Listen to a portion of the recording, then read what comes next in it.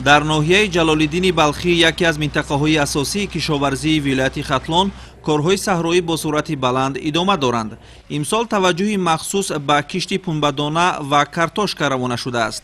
бо роҳнамоӣ ва дастуру супоришҳои ҳукумати ҷумҳурии Тоҷикистон ва мақомоти иҷроияи ҳокимияти давлатии вилоят, кишоварзону хоҷагидорони ноҳия барои иҷрои саривақтии нақшаи пешбинишуда талош доранд. тибқи маълумоти раёсати кишоварзии ноҳия, то имрӯз дар заминҳои аксари хоҷагиҳои деҳқонӣ кишти пунбадона ба анҷом расида, дар боқимонда бо вусъат идома доранд. дар ноҳияи Ҷалолиддини Балхӣ зиёда аз 16194 гектар заминҳо мавҷуд мебошад, ки аз онҳо 9935 гектараш бар кишти пунбадона равона карда шудааст. имсол тибқи нақша дар ноҳияи Ҷалолиддини Балхӣ 9935 гектар нақша пешбинӣ шудааст, ки то имрӯз 2500 гектари он ба ҳолати 3 апрел киш карда шудааст. дар боқимонда заминҳо тамоми хоҷагиҳои деҳқонии ноҳия саргарми кор мебошанд. кишоварзон бо роҳнамоии мутахассисони соҳа ба кишти зери плёнка бартарӣ медиҳанд, зеро ин усул имконият медиҳад, ки ҳосилнокӣ зиёд шуда хароҷоти истеҳсолӣ коҳиш ёбад. кишти зери плёнка на танҳо шароити мусоид барои рушди зироат фароҳам меорад, балки аз таъсири манфии обу ҳаво ва ҳашаротҳои зараррасон низ муҳофизат мекунад.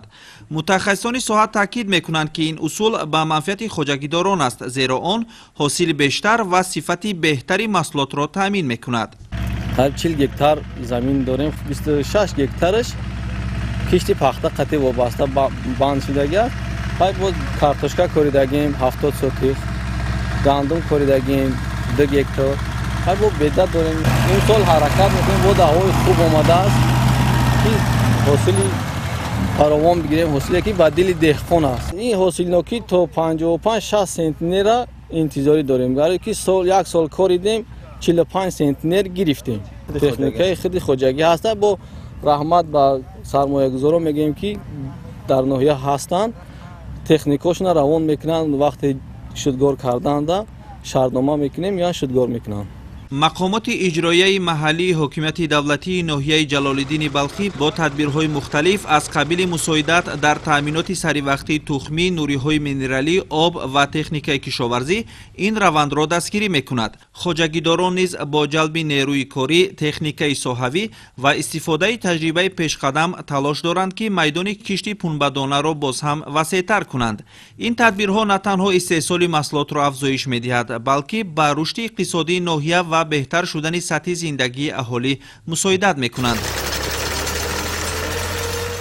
кишоварзони ноҳияи Ҷалолиддини Балхӣ бо меҳнати аҳлона ва масъулияти баланд дар хоҷагиҳои деҳқонӣ фаъолият намуда истодаанд. онҳо дар баробари кишти пунбадона ба парвариши дигар намуди зироат аз қабили картошка, пиёз, сабзӣ, полезӣ, сабзавоти барвақтӣ, хӯроки чорво ва амсоли инҳо аҳамияти калон медиҳанд.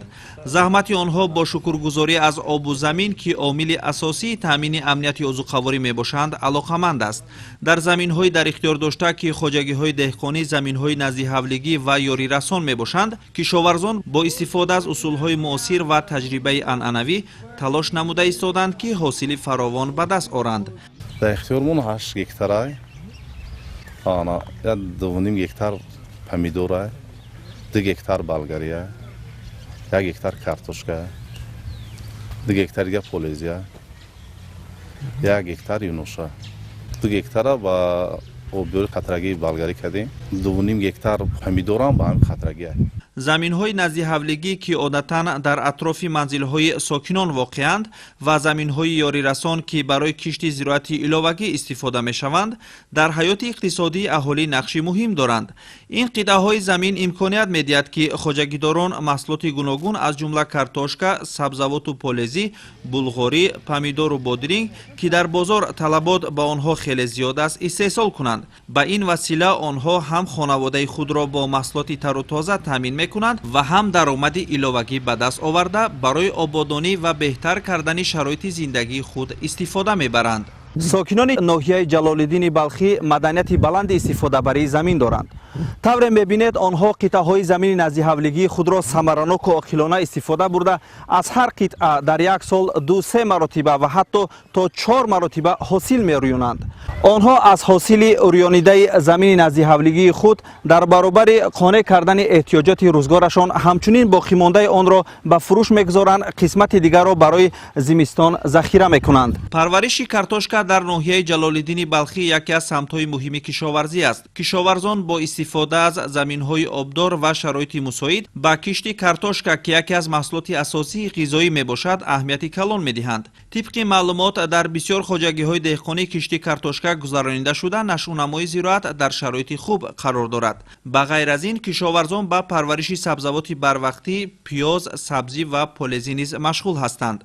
در ناحیه جلال‌الدین بلخی 16194 گکتار زمین موجود می باشد که در آن 9935 گکتارش زمین ها برای کشت زراعت های تکنیکی از جمله پخته، 800 گکتار زمین ها برای کشت پولزی ها، 1800 گکتار زمین ها برای کشت غله‌دانگی ها و دیگر باقی مانده زمین ها برای دیگر نمود زراعت ها پیش بینی شده است. ساکنان ناحیه در گرمخانه‌ها تجربه بای پرورش و استحصال نم‌نهالان سبزیجات بروقتی، قلمفور شیرین و تیز و دیگر نمود زراعتی کشاورزی را دارند. آنها نه تنها ساکنان و خواجگیداران داخلی ناحیه را با محصولات خود تامین می‌کنند، بلکه قسمت زیادی آن را به کشاورزان ناحیه‌های دیگر نیز می‌فروشند. همین یک تا گرمخانه داریم، دیگرش همش بیرونده تخمی میشنانیم. خودمان دستقطی همین پمیدور، بالگار، باقلاجان همش خودمون همجا میکاریم و تخمش گرفته میشنانیم. پمیدور، بالگار، قلمفر تیزک با یک دو خطه کارتوشکا میشنانیم، سبزی میشنانیم، برای زندگی خودمان پیش میبریم.